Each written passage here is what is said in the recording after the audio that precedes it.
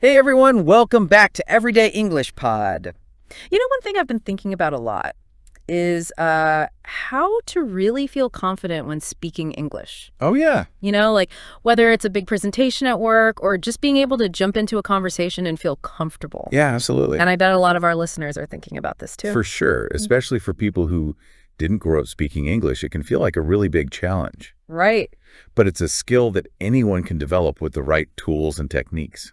Okay, so you've been digging into all this research on confidence in speaking English. I have. What are some of the key things that we should be focusing on? Well, I think the foundation really starts with preparation. Okay. And I know it might sound obvious, but Yeah. you'd be surprised how many people try to just wing it. Yeah, sometimes I'm guilty of that myself. But when you take the time to really understand your topic, Mm-hmm.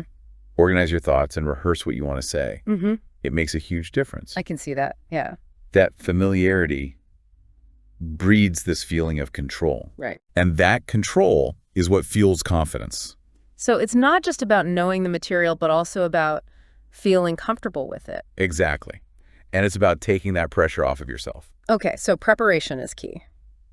What comes after that? Once you've got that solid foundation, the next step is to shift your focus. Shift my focus.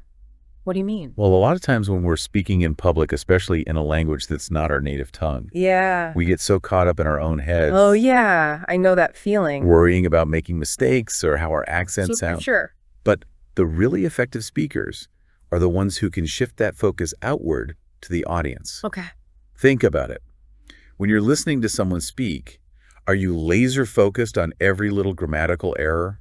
Not really. I'm usually more interested in what they're actually saying. Exactly. Yeah. So instead of worrying about yourself, think about the value you're bringing to your listeners. Okay. What information are you sharing? What insights can you offer that might be helpful or interesting to them? That's a good point. When you're genuinely focused on providing value to your audience, it takes some of that pressure off of your own perceived shortcomings. Oh, it's about getting out of my own head and thinking about the people I'm talking to. Right. And when you do that, you'll find that your confidence naturally increases. Makes sense. So we've talked about preparation and focus.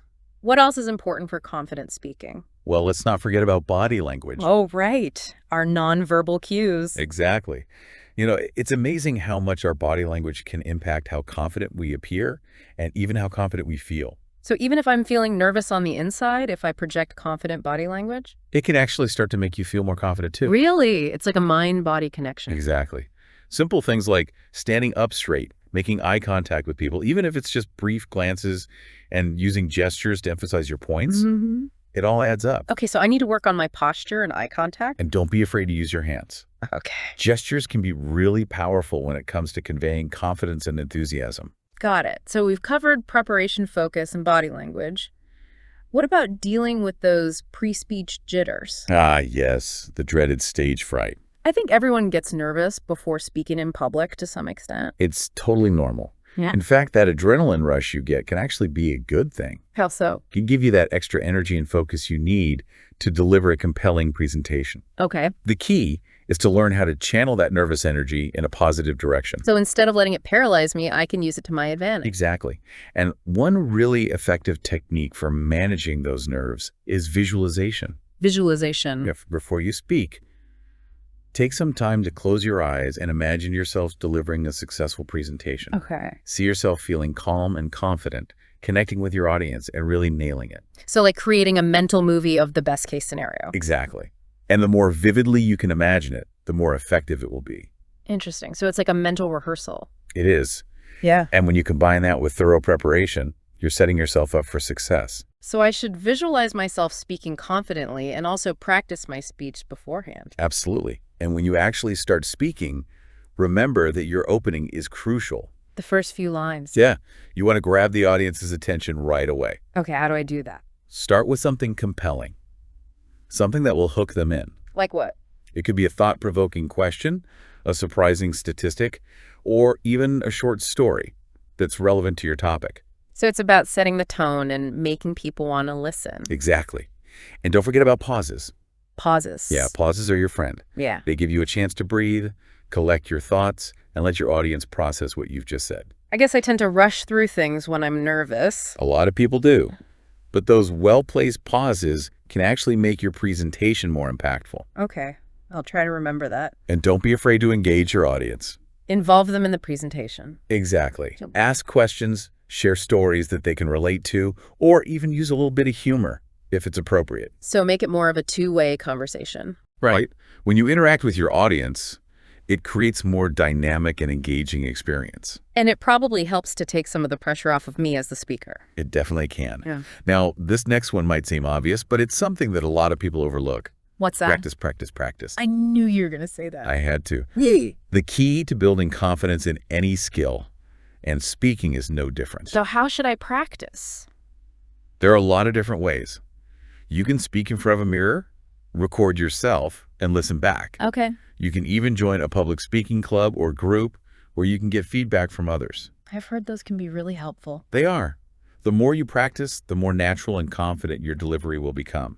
So it's about building muscle memory for speaking. Exactly. And another important aspect of confident speaking is your voice. My voice.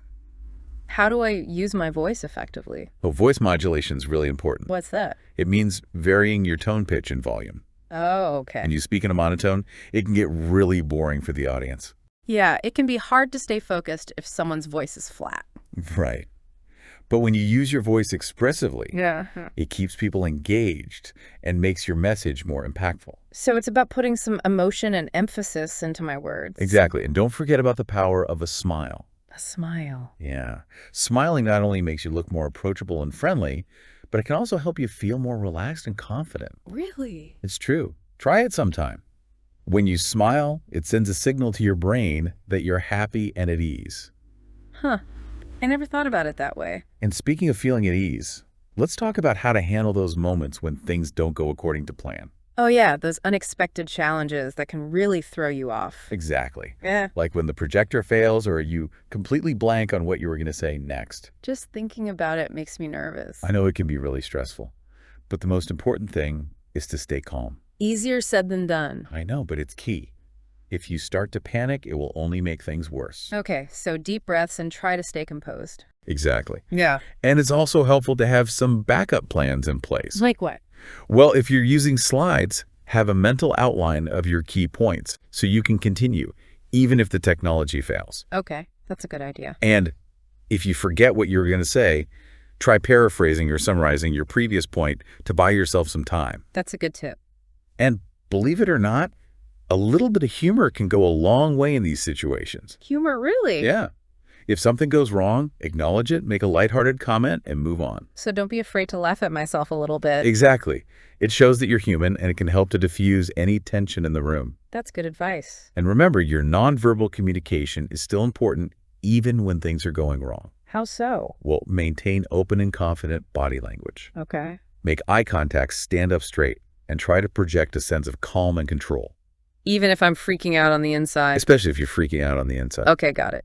What about those tough questions from the audience? Those can be tricky. But remember, you don't have to have all the answers. Really? No. If someone asks you a question that you're not sure about, it's perfectly acceptable to say, "That's a great question. Let me think about that for a moment." Okay. Or you can offer to follow up with them later with more information.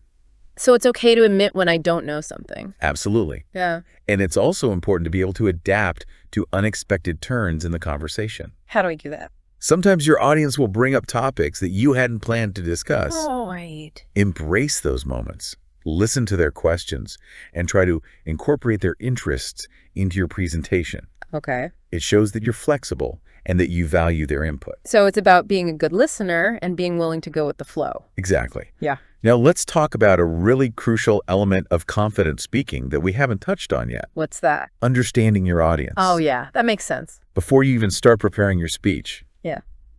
take some time to think about who you'll be speaking to. What are their interests? What's their level of knowledge about your topic? Right. Once you have a good understanding of your audience, you can tailor your message to their specific needs and interests. So it's about making my presentation relevant to the people who are listening. Exactly. Yeah.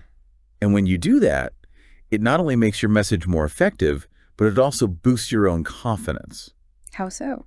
Well, when you know that you're speaking directly to the people in the room and that what you're saying is resonating with them, it naturally makes you feel more confident and self-assured. That makes sense.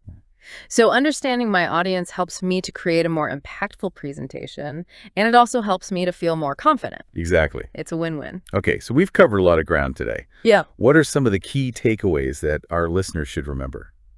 Well, first and foremost, preparation is key. You can't expect to deliver a confident presentation if you haven't taken the time to thoroughly understand your topic, organize your thoughts, and rehearse your delivery. But it's not just about the content. It's also about managing your mindset and focusing on the value you're bringing to your audience. Okay. Remember to pay attention to your body language. Stand up straight. Make eye contact and use gestures to emphasize your points. Got it. And don't be afraid to engage your audience.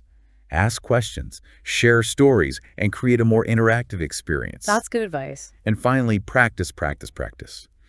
The more you practice, the more confident and natural you'll become. So it's all about putting in the work and developing those skills over time. Exactly. And remember, confidence is a journey, not a destination. That's a good point. It's something that you build gradually through experience and by consistently stepping outside of your comfort zone.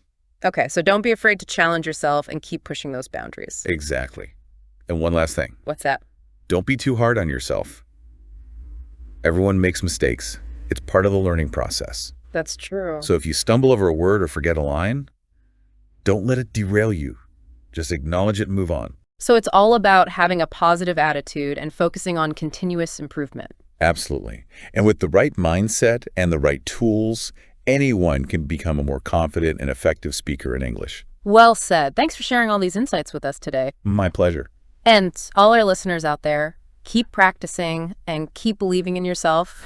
You got this. That's it for this episode of Everyday English Pod. We'll see you next time. See ya. Bye.